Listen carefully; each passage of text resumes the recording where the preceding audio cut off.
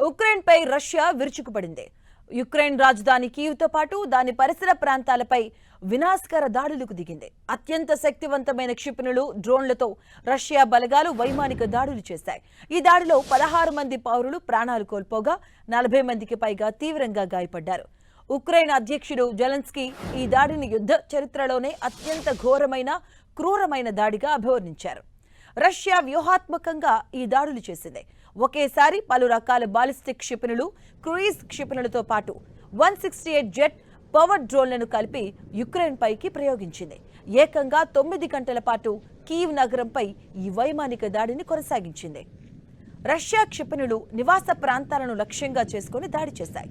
దీంతో కీవ్ నగరంలో 30 అపార్ట్మెంట్లు, ఒక స్కూల్, ఒక కిండర్ గార్డెన్, చిన్నారుల ఆసుపత్రి తీవ్రంగా దెబ్బతిన్నాయి.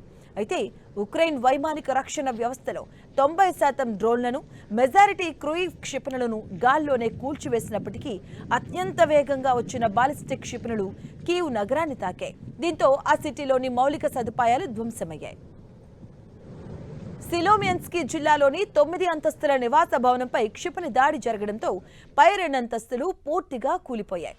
శిథిలాల కింద చిక్కుకున్న పలువురిని రెస్క్యూ బృందాలు వెలికితీశాయి. దాడుల సమయంలో బాంబుల నుంచి రక్షించుకోవడానికి 2000 మంది చిన్నారులతో సహా 38,000 మందికి పైగా ప్రజలు కీవ్ మెట్రో సబ్వే స్టేషన్లో తలదాచుకున్నారు.